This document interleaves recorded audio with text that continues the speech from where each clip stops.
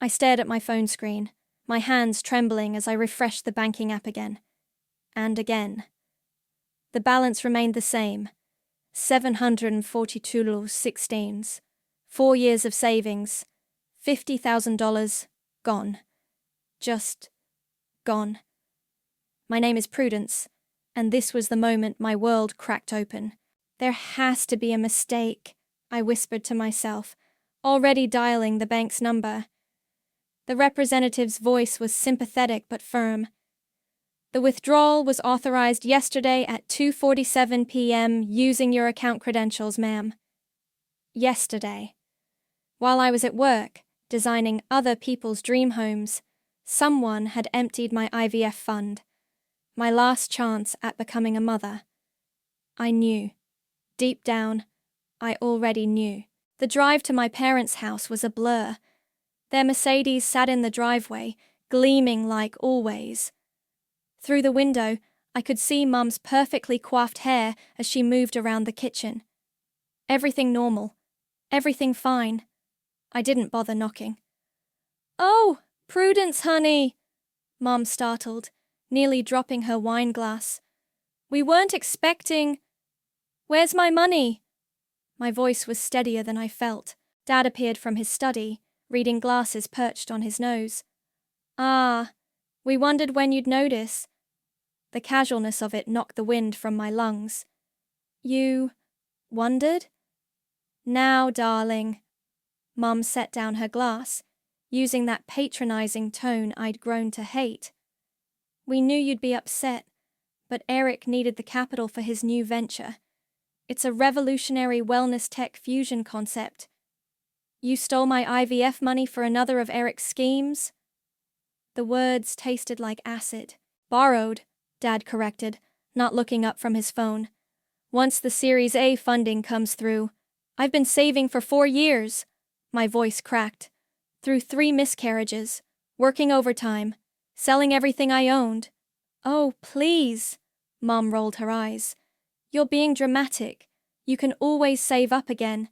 Eric's opportunity is time-sensitive." "Time-sensitive?" I laughed, the sound harsh and foreign. "I'm 36. My doctor said this might be my last chance." "Maybe it's a sign," Mom interrupted, reaching for her wine. "Honestly, Prudence, single motherhood? At your age? What would people think?" The room tilted. You knew what that money was for, and you took it anyway." "We're your parents." Dad finally looked up. "We made an executive decision.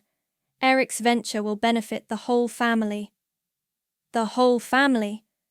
I stepped closer. "When has anything ever benefited anyone but Eric?" "That's enough!" Mom snapped.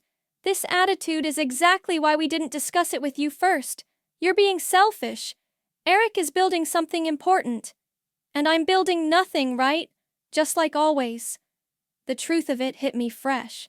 I was never going to be enough for you. "Don't start with the victim narrative," Dad sighed. "You turned out fine, didn't you? Good job, nice apartment. But Eric, he has vision. He thinks bigger.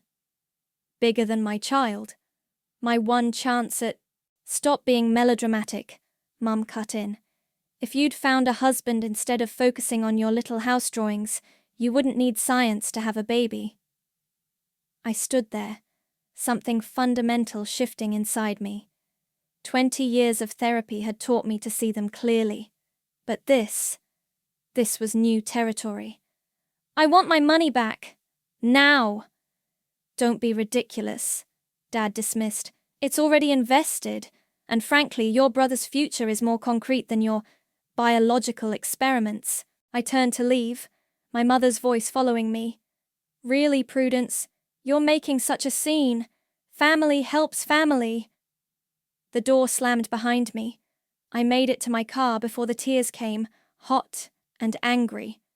My phone buzzed, probably Eric, calling to justify everything. I ignored it. At home, I curled up on my couch, surrounded by the IVF pamphlets and donor profiles I'd been reviewing just yesterday. A lifetime of hope, reduced to paper trash. The doorbell rang. I ignored that too. Then my phone buzzed again. An email this time. From Morton and Associates law firm. Dear Ms. Shelton, we represent the estate of your late aunt, Vienna Hart. Time-sensitive materials require your immediate attention. I sat up, wiping my eyes. Aunt Vienna? Mom's estranged sister, the one we never discussed? She'd died 6 months ago, but I hadn't even been allowed to attend the funeral. The email continued.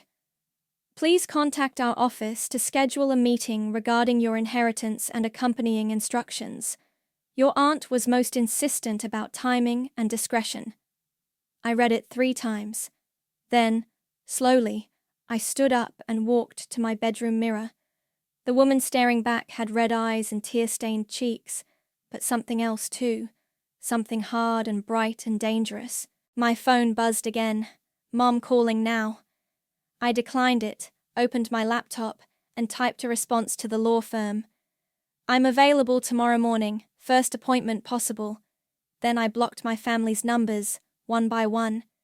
Morton and Associates occupied the entire 10th floor of a downtown office building. The receptionist led me to a conference room where a woman in her 40s waited with a leather briefcase. Ms. Prudence? She extended her hand. I'm Natalia. I handled your Aunt Vienna's estate. I barely knew her, I admitted, sitting down. My mother. They weren't close. So I gathered. Natalia's smile was knowing. Your aunt was quite explicit about you in her will. She left instructions, actually. Very specific ones. She opened the briefcase and withdrew an envelope. This is for you. She asked that you read it before we discuss the inheritance. The letter was handwritten on cream stationery. Dearest Prudence, if you're reading this, they've finally done it. They've shown you who they truly are, in a way you can't ignore anymore. I've been watching from afar, seeing how they treat you, just like they treated me. You were always different, kinder, stronger. They saw that as weakness. I saw it as power. I'm leaving you my entire estate, $500,000, plus some items I've saved. Use it for whatever gives you peace, but never let them bruise you again. Never let them make you small. They took something from you, didn't they? Something precious. I know, because they always do. It's what they are. But you, my dear, are something else entirely. Love, Vienna. I looked up, blinking hard. How did she know? Your aunt maintained surveillance on your family, Natalia said carefully. She was concerned about patterns repeating. Patterns? Your mother and father did something similar to Vienna 30 years ago. Took her inheritance, gave it to your uncle for a business venture. Left her destitute. Natalia paused. History has an ugly way of rhyming. My phone buzzed. A text from my best friend Yesenia. Girl, where are you? Called in sick to work? The money is immediately available, Natalia continued. No conditions, no strings. Though Vienna did leave one suggestion. She slid another envelope across the table. Inside was a USB drive and a sticky note. Their finances. Updated monthly. Knowledge is power. I don't understand. Your aunt hired private investigators to track your family's financial dealings, particularly after your brother's creative accounting began raising flags. I stared at the drive. Is this legal? The information was obtained through public records and legitimate channels, Natalia assured me. Vienna wanted you protected, prepared. My phone buzzed again. Yesenia. Answer me or I'm calling hospitals. I should go. I stood up, gathering the envelopes. This is a lot. One more thing. Natalia handed me her card. I'm not just an estate lawyer. I specialize in creative problem solving. Call me when you're ready to discuss options. Outside, I called Yesenia. She answered on the first ring. Where the hell have you been? I've been worried sick. Can you meet me? I need my person right now. 20 minutes later, We sat in our favorite coffee shop as I told her everything. The theft, my parents, Vienna's letter. Those absolute monsters, Yesenia seethed. Please tell me you're pressing charges. They used my login. Technically, I can't prove. Fuck that. This is theft. This is my family, I said quietly, being exactly who they've always been. Yesenia grabbed my hand. So what are you going to do? I touched the USB drive in my pocket. I don't know yet. Yes, you do. Her eyes narrowed. I can see it in your face. You're planning something. Maybe. I pulled out my laptop. Help me look at something? We spent the next hour reviewing documents from the drive. Loan applications, tax records, mortgage statements. Holy shit, Yesenia whispered. Your parents co-signed everything for Eric? Their house is leveraged to the hilt. And look at this. I pointed to a recent email. Their mortgage is 3 months behind. The note's being sold next week. What does that mean? It means someone else can buy their debt. I remembered Natalia's card. Someone anonymous. Prudence. Yesenia's voice was careful. What are you thinking? I closed the laptop. I'm thinking it's time to call that lawyer back. For revenge? No. I touched Vienna's letter in my bag. For justice. For every time they chose him over me. For every dream they killed because it wasn't their dream for me. Yesenia squeezed my hand. Just promise me something? Don't let anger drive this. Be smart. Be patient. I will. I pulled out my phone to text Natalia. They taught me patience after all. Made me wait my whole life to matter. And now? I pressed send on the text. Now they can wait their turn. The key is keeping your name off everything, Caden explained, spreading documents across his desk. We'll create an LLC, route the purchase through that. Your parents will never know who bought their mortgage note. I'd spent the morning with this mortgage broker Natalia recommended, learning more about real estate than I'd ever wanted to know. And once we own the note, I asked, then you become their lender. You can set terms, raise rates within legal limits, or... He paused. Start foreclosure proceedings. My stomach tightened. I don't want their house. I want... justice? He nodded. That's why we'll offer them a choice. They can move out voluntarily, or pay triple their current mortgage payment to stay. Can we do that legally? With proper notice? Absolutely. He started typing. The real question is timing. Your brother's company. My phone buzzed. Speaking of Eric. Hey sis, his text read. Can we talk? I know Mom and Dad messed up, but this opportunity is huge. Let me explain over coffee. I ignored it. What about his company?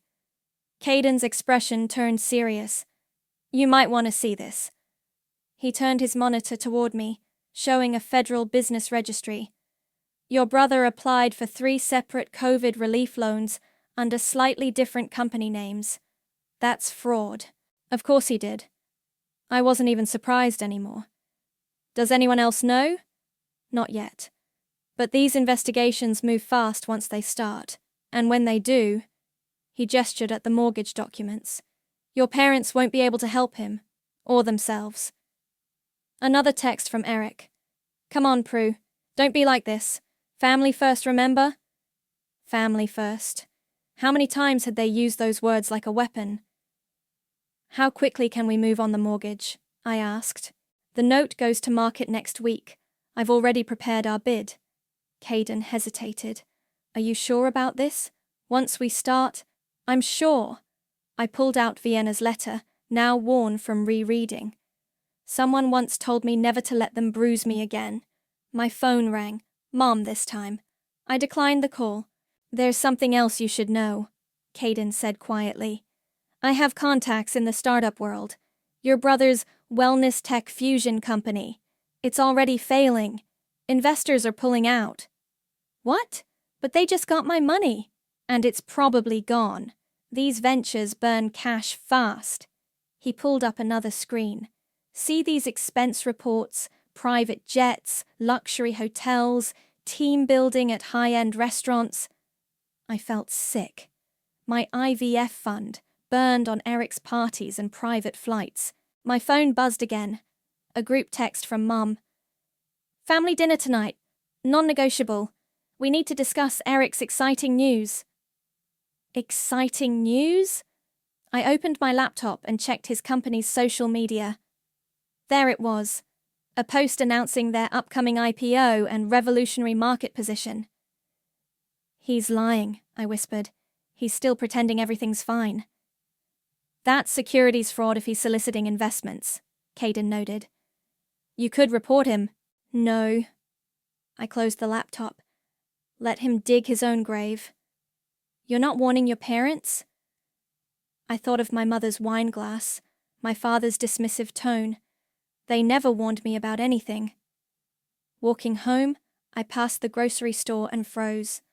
Through the window, I could see Mom holding court with her friends near the wine section. Eric's company is going public, her voice carried through the glass. We always knew he was destined for greatness. Some people... She glanced around conspiratorially. Some family members just don't understand business, can't see the bigger picture. I stood there, watching her bask in imaginary glory. In 2 weeks, maybe less, everything would crash down. The company, the loans, the mortgage. My phone buzzed with another text from Eric. Seriously, sis, don't make me tell Mom and Dad you're being difficult. You know how they get. I did know. I'd spent my whole life knowing. I typed back, sorry, can't help. I have nothing to offer. Then I called Caden. How soon can we set up that LLC? We can file today. I'll need a company name. I thought of Vienna's letter, of all the bruises, visible and invisible, they'd left over the years. Call it Phoenix Rising Holdings, I said, because something new is about to emerge from the ashes. Poetic, he chuckled. And the timing? I watched Mom exit the store, still chattering about Eric's success. Move as fast as you can, I said, before they know what hit them. Another text arrived. Mom again. Dinner at 7. Wear something nice. Eric has an announcement. I smiled, thinking of the real announcements coming their way. Don't worry, Mom, I whispered to myself. I'll be there, and I have some news of my own. The headline hit at 9:47 a.m. Tech startup under federal investigation for COVID relief fraud. By 9:48, my phone was exploding. Tell me you didn't do this. Eric's message came first. Did you report us? I didn't respond, just watched as the notifications kept coming. Wellness tech fusion startup CEO accused of misappropriating funds. Multiple investors file lawsuit against rising star company. Federal agents raid downtown office. Mom called 7 times in 10 minutes. I let each one go to voicemail. Prudence, answer your phone. Your brother needs us. This is just a misunderstanding. Dad's text was shorter. Family meeting, now. I turned off my phone and went to work. Let them panic without an audience for once. Around noon, Yesenia appeared at my desk with coffee. Have you seen the news? Hard to miss. I took a sip. The federal investigation was faster than we expected. We? So you did. I didn't do anything, I corrected. Karma did the heavy lifting. My work phone rang, the front desk. Your brother's here to see you. Tell him I'm in a meeting. He says it's an emergency. Everything's always an emergency with him. But I stood up anyway. Send him to the courtyard. Eric looked terrible. Designer suit wrinkled, hair uncombed. The golden child, tarnished at last. They're saying I committed fraud, he blurted before I could speak. Me, their star example of COVID relief success. Did you? What? Commit fraud? I sat on a bench. 3 separate loans under different company names? His face fell. How did you— Doesn't matter. What matters is you stole my IVF money for a company you knew was failing. I didn't know. I just needed more time. He ran his hands through his hair. Look, I need help. Just a little. Maybe 20,000 to pay the lawyers. I have nothing to offer you. Don't be like that. We're family. Funny. I stood up. That's exactly what Mom said when she took my money. You're really going to abandon me? After everything? Everything? I laughed. You mean after every time they chose you? Every dream of mine they sacrificed for yours? That's not fair. Neither was stealing my last chance at having a child. His phone buzzed. He glanced at it and went pale. No, no, no. What now? The house. Someone bought the mortgage note. Some company called Phoenix Rising. He looked up desperately. Mom and Dad can't stop it. They don't have the money to match the offer. I gathered my things. Sounds like a them problem. Prue, please. They'll lose everything. They already took everything from me. I turned to leave. Maybe it's time they learned how that feels. Back at my desk, I turned my personal phone back on. 27 missed calls, 15 voicemails, 43 texts. The last one was from Mom. Please, Prue, we're your family. Everything is falling apart. I forwarded it to Yesenia, who replied instantly, Good, let it burn. That evening, Caden called. The mortgage purchase is complete. Phoenix Rising Holdings is officially their lender. Have they figured out it's me? No, they're too busy trying to save Eric. He paused. The feds froze his accounts. And your parents too, since they co-signed the loans. I should have felt satisfaction. Instead, I felt empty. What happens now? Now we wait. Let them stew for a few days before presenting their options. My phone buzzed with another text from Mom. I know you're angry about the money, but we need you. Please come home. Home. As if that house had ever really been my home. I typed back, I can't help. I have nothing to offer. Their own words thrown back at them. Later that night, I sat in my apartment, reading through the mounting news coverage. Eric's face was everywhere, along with terms like fraud, investigation, and criminal charges. Mom had taken to social media, posting about false accusations and family solidarity. Dad was quoted in an article, calling it a simple misunderstanding. My phone rang, Natalia this time. Everything's in place, she said. Are you ready for the next phase? I touched Vienna's letter, still in my pocket. What do I need to do? Just wait. Let them reach rock bottom. She paused. Then we'll show them who really holds the power now. Another text arrived from Eric. They're saying I could go to jail. Real jail. You have to help me. I blocked his number. Then Mom's. Then Dad's. One by one, I cut the strings they'd used to puppet me for so long. Outside, a storm was brewing. Thunder rolled across the sky like nature's applause. I opened my laptop and began drafting an email to their new mortgage holder. Myself. Subject line. Notice of rate adjustment. The thunder cracked again. This time, I smiled. While cleaning my apartment, I found an old shoebox in the back of my closet. Inside was my teenage diary, its pages filled with cramped handwriting and dried tears. October 12th, 2003. Mum says I can't go to therapy anymore. Eric needs new football equipment and private coaching. Dad agreed, said I should just get over what happened at Sarah's party. But I can't sleep. Keep seeing his face, feeling his hands. I slammed the diary shut, hands shaking. 20 years later, and they were still making the same choices. My phone rang. Yesenia. Turn on the news, right now. I flipped on the TV. There was Eric, being led out of his office in handcuffs. Mom and Dad stood in the background, Mom sobbing dramatically for the cameras. Federal agents have seized documents relating to multiple fraudulent loan applications, the reporter announced.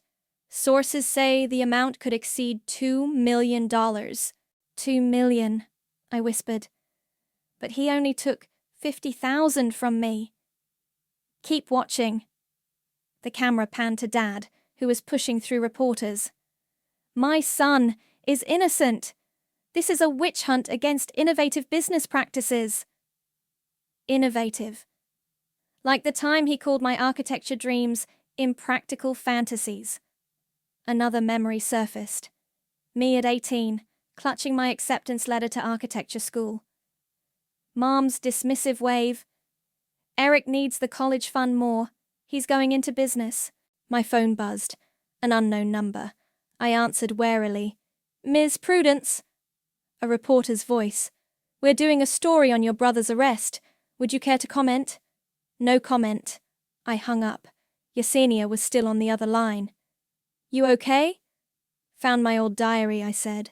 Remember Sarah's party? When he assaulted you? And your parents wouldn't pay for therapy? Her voice hardened. Yeah, I remember holding you through those nightmares. Eric got his football camp, though. Stop torturing yourself with the past. I'm not. I opened the diary again. I'm reminding myself why they deserve what's coming. My doorbell rang. Through the peephole, I saw Mom, mascara streaking her face. I know you're in there, she called. Please, Prudence, I need my daughter. I pressed my forehead against the door. Now you need me? The media is camped outside our house. Your father's firm is threatening to terminate him. And this horrible company bought our mortgage. Sounds stressful, I said flatly. Have you tried therapy? Oh, wait. This isn't the time for old grievances. Your brother could go to prison. I thought of my IVF fund, of Sarah's party, of every college acceptance letter I had to decline. You're right, I said.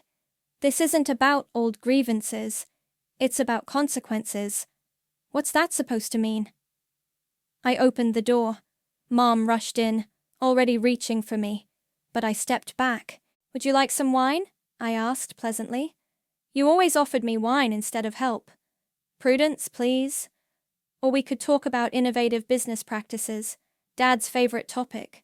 Why are you being like this? She collapsed onto my couch. We need you. Like I needed you? I picked up the diary. Should I read you some entries? Remind you of all the times I needed my mother? We did our best. No. I threw the diary at her feet. You did your best for Eric. I got whatever was left, which was usually nothing. She opened the diary, eyes widening at a random page.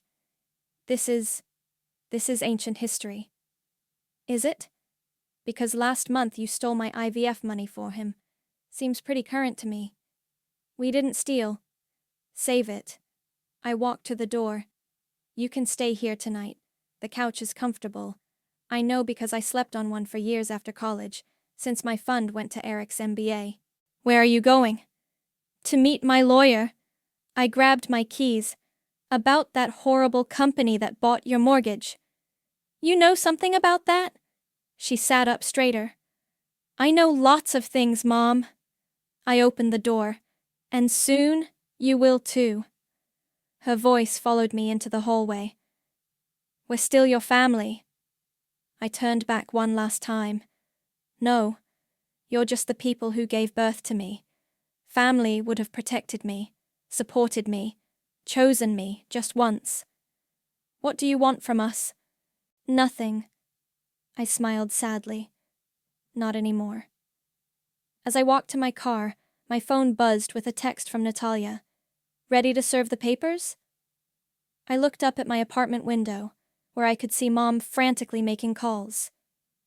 Yes, I typed back. It's time they learned what real consequences feel like. Another memory surfaced. Dad saying, "Family helps family," as they took my money. Don't worry, Dad, I whispered, starting my car. I'm about to help you understand exactly what that means. When I returned home, Mom had called in reinforcements.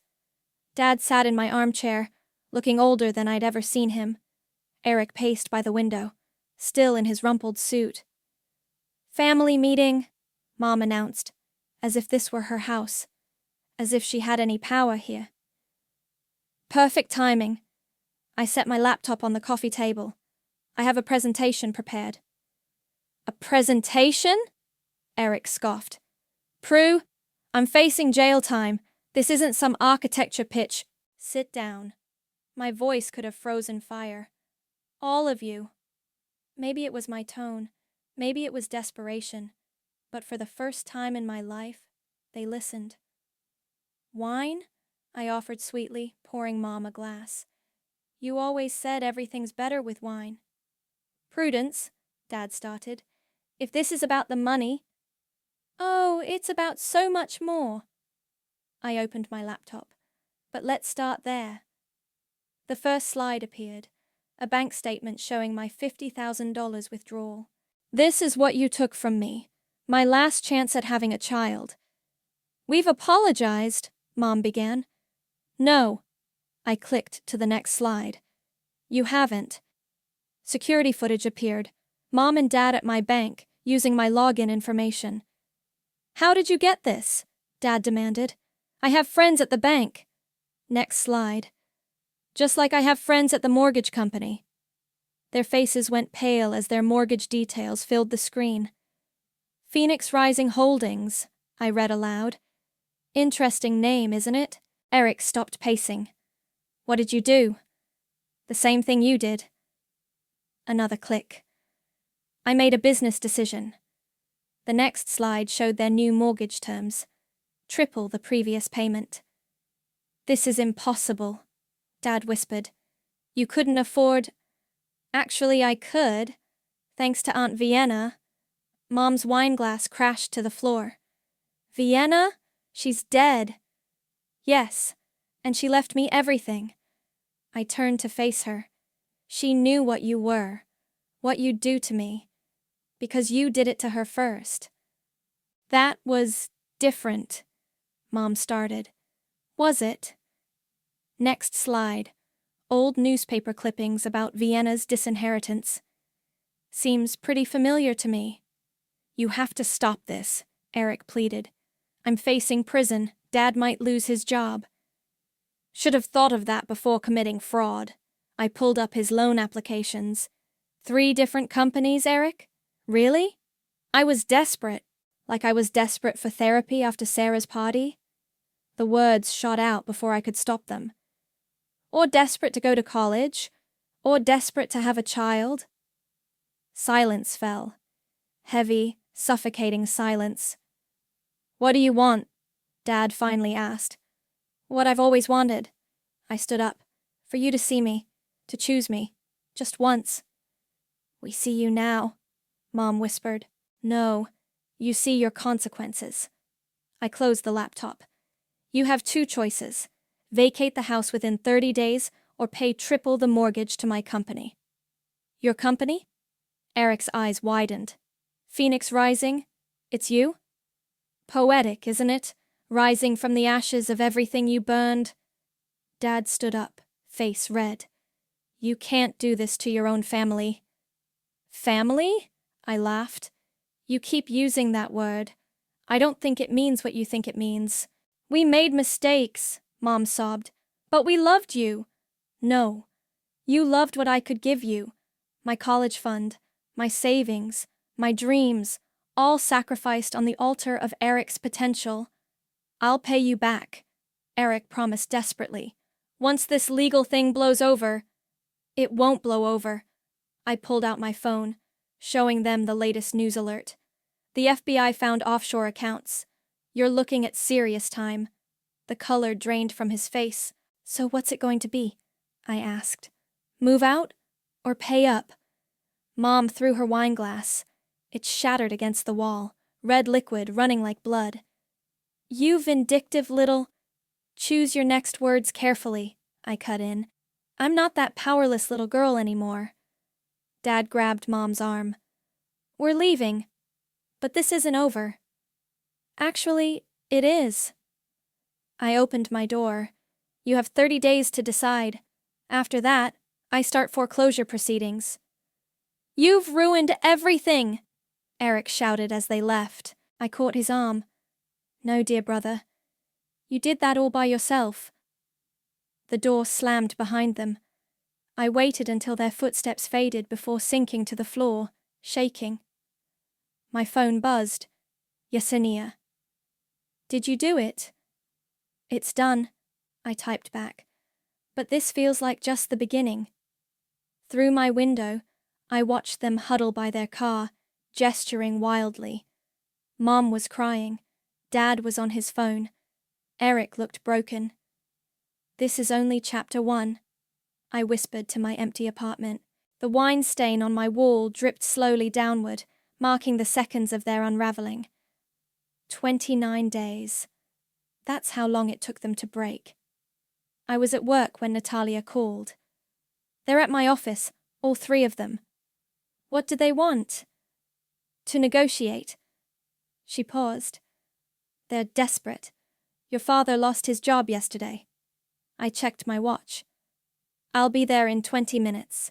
The conference room felt smaller with all of us in it. Mum's designer clothes looked wrinkled, Dad's tie was crooked, and Eric wouldn't meet my eyes. Let's make this quick, I said, sitting down. I have a doctor's appointment later. IVF consultation, Mom asked quietly. I ignored her. Natalia says you want to negotiate. Dad cleared his throat. We can't afford the new payments, and we can't find a rental. Not with Eric's legal troubles affecting our credit. Sounds like a you problem. Please, Mom whispered. We'll lose everything. Like I lost everything? I pulled out Vienna's letter. Should I read this again? Remind you what real loss feels like? We were wrong, Dad said suddenly. About everything. The money, the college fund, Sarah's party. We failed you. Failed me? I laughed. You destroyed me, piece by piece, dream by dream. I'm sorry. Eric spoke for the first time. I never meant... Save it. I turned to Natalia. What are our options? She opened a folder. They can deed the house to Phoenix Rising in lieu of foreclosure. Walk away clean. And go where? Mum demanded. There's a small rental property in the portfolio, Natalia continued. 2-bedroom apartment. Modest, but clean. Standard rate. A 2-bedroom apartment? Mom looked horrified. But where would Eric... Eric won't need housing, I cut in. The FBI is filing additional charges tomorrow. Isn't that right, brother? He slumped in his chair. 10 to 15 years. Mom started crying. Dad just stared at his hands. The apartment rent would be within Dad's pension, Natalia added. Assuming you want it. Want it? Mom snapped. We don't want any of this. We want our daughter back. Your daughter? I stood up slowly. You mean the one you refused therapy? The one whose college dreams you crushed? The one whose last chance at motherhood you stole? We can change, Dad pleaded. No, you can't. I pulled out another document. But you can sign this. What is it? Deed transfer. Sign it, get the apartment. Don't sign it, face foreclosure. Mum reached for the paper, but Dad grabbed her hand. Wait, what about Eric's legal fees? Seriously? I stared at him. He commits fraud, steals my money, and you're still choosing him? He's facing prison, and I'm facing a childless future. The words exploded out. Every time, every single time you choose him, even now. Silence fell, heavy and final. Sign or don't, I said quietly. But choose fast.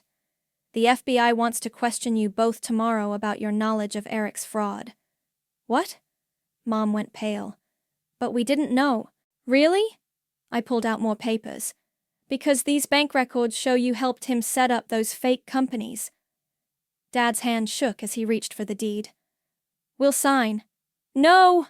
Mom grabbed his arm. We can fight this. She's just being vindictive. Stop! Dad's voice cracked. Just stop. We did this. All of it. He signed. Mom followed, tears smearing her signature. The apartment keys. Natalia slid them across the table. You have 48 hours to move out of the house. 48 hours? Mom whispered. To pack up 30 years? I packed up my dreams a lot faster. I stood to leave. When you stole them, one by one. Prudence, Eric called as I reached the door. Will you visit me? In prison? I turned back one last time. No, but I'll send you Vienna's letter, so you can read about what real family looks like. Outside, the sun was setting. My phone buzzed, the IVF clinic confirming tomorrow's appointment. How did it go? Yesenia texted. It's done, I replied. They signed. How do you feel? I thought about Mum's tears, Dad's broken posture, Eric's plea for prison visits. Empty, I typed back, but free. Another text came through from Natalia. Your aunt would be proud.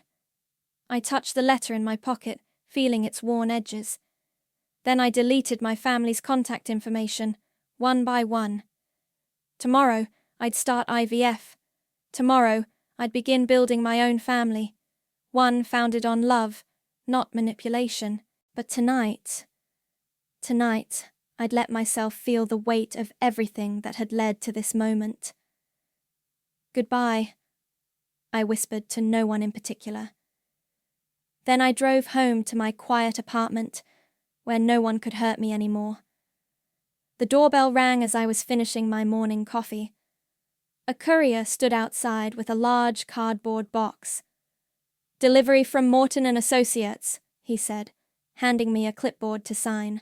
Inside the box, I found a collection of photo albums, letters, and journals, all belonging to Aunt Vienna. On top lay a note from Natalia. Vienna wanted you to have these after everything was settled. She said you'd know when the time was right. I carried the box to my couch, my hand resting unconsciously on my still flat stomach. The first IVF treatment had taken. 7 weeks along now. The oldest album fell open to a photo of young Vienna holding a baby, me. On the back, she'd written, "The day I met my salvation." My phone buzzed. Yesenia. Court sentencing today. It's all over the news. I turned on the TV. There was Eric, being led into the courthouse. Mom and Dad weren't in sight. Breaking news. Tech CEO faces sentencing for multiple fraud charges. I opened one of Vienna's journals, letting the reporter's voice fade into background noise. Dear Diary, Vienna had written, they took everything today. My inheritance, my home, my dignity. But they can't take my truth. One day, someone will break their cycle. I pray it's that beautiful baby girl. The TV anchor's voice cut through. 12 years. No possibility of early release. I switched it off, returning to Vienna's words. Page after page revealed familiar patterns. The manipulation, the favoritism, the casual cruelty, masked as family loyalty. Another text came through, an unknown number. Your father and I are settled in the apartment. Please, can we talk? Mom. I deleted it without responding. The doorbell rang again. This time it was Caden. Thought you'd want to see this. He handed me a newspaper. Your parents' house just listed for sale. Any interest? Multiple offers. He sat down. People love that neighborhood. I picked up a photo of Vienna standing in front of that same house decades ago, before they took it from her too. I'm not keeping it, I decided. Sell it to the highest bidder. And the apartment they're in? Standard lease, standard rent. I touched my stomach again. I'm done punishing them. I'm ready to focus on my own family now. Caden noticed the gesture. The IVF worked? 7 weeks. I smiled. A girl, according to the blood test. Have you picked a name? I held up Vienna's journal. I think I have. My phone buzzed again. Natalia this time. Eric's being transferred tonight. Your parents asked if you'd attend their small goodbye gathering. No, I typed back. Some goodbyes are better left unsaid. I spent the rest of the day reading Vienna's journals, learning about the aunt I never really knew, her strength, her resilience, her quiet planning. The final journal entry was dated just before her death. My dearest Prudence, when you read this, you'll understand why I watched and waited, why I documented everything. Not for revenge, for resurrection. You're stronger than I ever was. You'll break the cycle. And when you do, remember, the best revenge isn't in destroying them, but in building something beautiful from the ashes they left behind. The sun was setting when Yesenia came over, carrying takeout and decaf tea. Found something today, she said, pulling out an old photo. Remember this? It was us at 18, the day I got my architecture acceptance letter, before everything fell apart. I was so happy, I whispered. You will be again. She squeezed my hand. You already are. My phone lit up with a news alert. Disgraced CEO begins prison sentence. I turned it face down. You know what Vienna wrote in her last entry? I picked up the journal. She said, the best revenge is building something beautiful. So, what are you building? I looked around my apartment, at Vienna's photos, at the ultrasound picture on my fridge, at the architecture designs spread across my desk. A different kind of family, I said. One built on love, not obligation. Truth, not manipulation. And the baby? I touched my stomach, feeling a flutter of possibility. She'll never know what it's like to have her dream stolen, to be second choice, to need therapy she'll never get. She'll be loved, Yesenia said softly. Unconditionally. I closed Vienna's journal. That's the best revenge of all. Outside, the city lights began twinkling on. Somewhere across town, my parents were in their small apartment, saying goodbye to their golden child.